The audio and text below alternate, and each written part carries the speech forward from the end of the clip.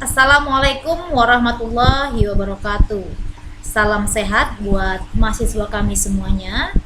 Baik, pada kali ini saya akan melanjutkan materi kita. Kemarin saya sudah menjelaskan tentang domisili. Sekarang kita akan menjelaskan tentang catatan sipil. Nah, karena kita masih mempelajari apa saja yang diatur dalam KUH Perdata, khususnya pada buku pertama, yaitu tentang orang, maka kita juga akan menemukan pengaturan tentang catatan sipil. Nah, ini diatur pada bab 2, yaitu pasal 4 sampai dengan pasal 16 KUH Perdata. Nah, dapat anak-anak mahasiswa kami semuanya untuk membuka pasal 4 hingga pasal 16 KUH Perdata. Nah, sementara untuk catatan sipil ini juga dulunya diatur dalam Statblad. Jadi kalau diatur di dalam Statblad, ini berarti pengaturan di luar KUH Perdata. Itu ada dalam Statblad 1849, ini tentang peraturan catatan sipil untuk golongan Eropa. Kemudian Statblad 1917 nomor 130, Junto Statblad 1919 nomor 81, ini tentang peraturan catatan sipil untuk golongan Tionghoa, dan Statblad 1920 nomor 751, Junto Statblad 1927 nomor 564, ini tentang peraturan catatan sipil untuk golongan Indonesia asli, khususnya di Jawa dan Madura. Kemudian juga Statblad 1933, Junto 1936, nomor 607 tentang peraturan catatan sipil untuk Indonesia Kristen. Ini yang pengaturan di luar KUH Perdata zaman dahulu ya. Kalau kita lihat sekarang tentu pengaturan tentang catatan sipil ini terdapat dalam berbagai peraturan perundang-undangan atau undang-undang yang berlaku khusus bagi masyarakat di Indonesia. Ini kita lihat sejarahnya bagaimana pengaturannya tentang catatan sipil, baik diatur dalam KUH Perdata maupun diatur dalam Oke.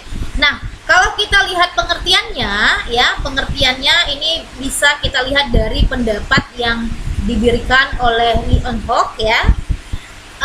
Mengatakan bahwa catatan sipil ini merupakan suatu lembaga yang bertujuan mengadakan pendaftaran ya, pencatatan serta pembukuan yang selengkap-lengkapnya dan sejelas-jelasnya, serta memberi kepastian hukum yang sebesar-besarnya atas peristiwa kelahiran, pengakuan, perkawinan, dan kematian.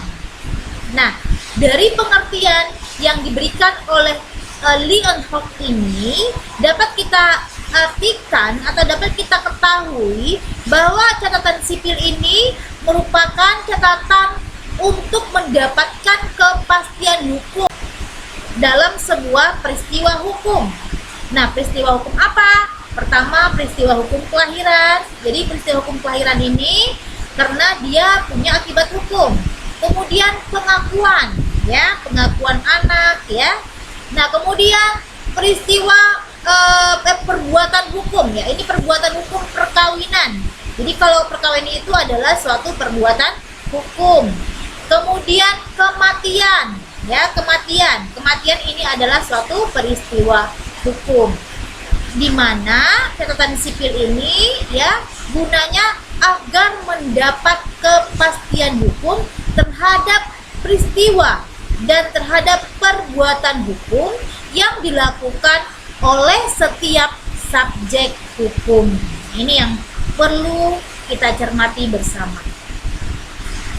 Nah, dari pengertian tadi ini sudah dapat kita klasifikasikan ya, jenis-jenis akta catatan sipil ini ada akta perkawinan, ada akta pengakuan anak, ada akta perceraian, ada akta kematian, juga akta kelahiran ya.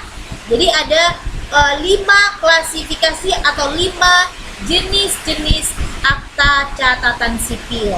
Nah, nanti akan kami jelaskan apa sih gunanya dari masing-masing akta tersebut. Kita lihat dulu akta kelahiran. Mungkin kita semua ini punya sebagai subjek hukum.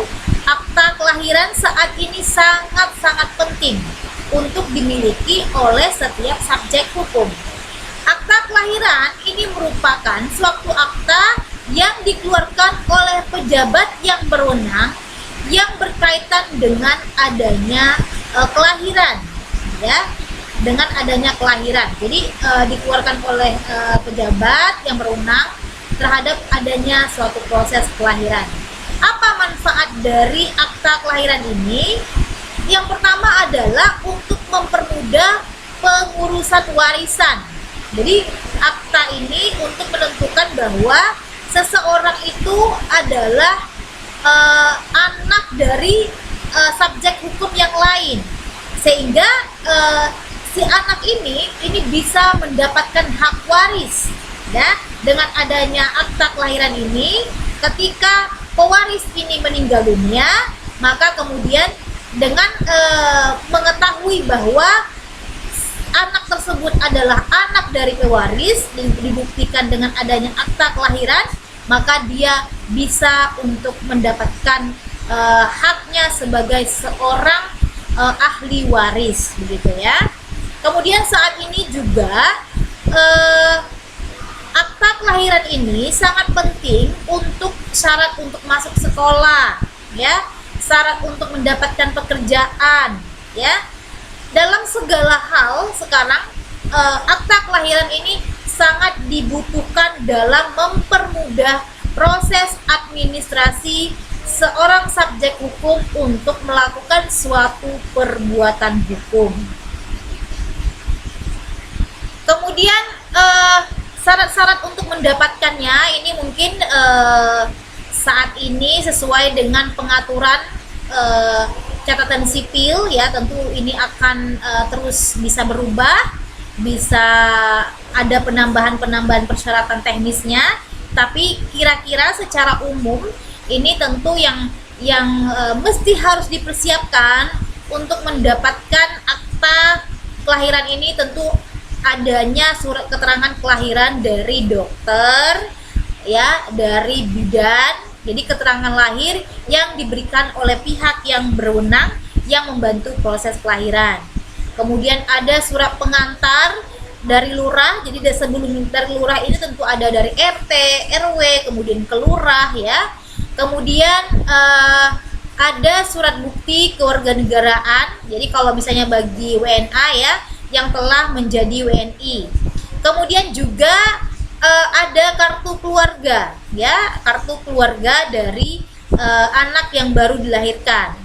Nah, kemudian juga bagi WNA ini juga melampirkan dokumen-dokumen asingnya, gitu ya.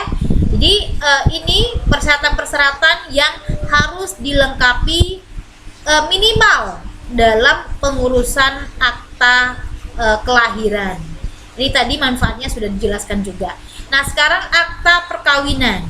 Nah, akta perkawinan ini adalah suatu akta yang dikeluarkan oleh pejabat yang berwenang untuk itu.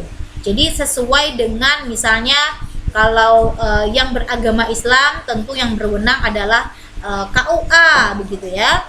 Kalau yang beragama selain dari agama Islam, apakah itu Kristen, Hindu atau Buddha, ya, Konghucu, tentu ini mendapatkan akta perkawinan ini dari kantor catatan sipil, ya, pejabat berwenang. Jadi disesuaikan dari kewenangan pejabat yang membuat dari akta perkawinan tersebut.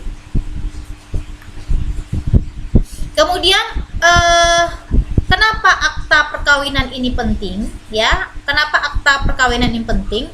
Ini bisa menunjukkan tentang status seseorang, ya. Biasanya dalam pengurusan misalnya KTP, gitu ya, itu membutuhkan akta perkawinan. Kemudian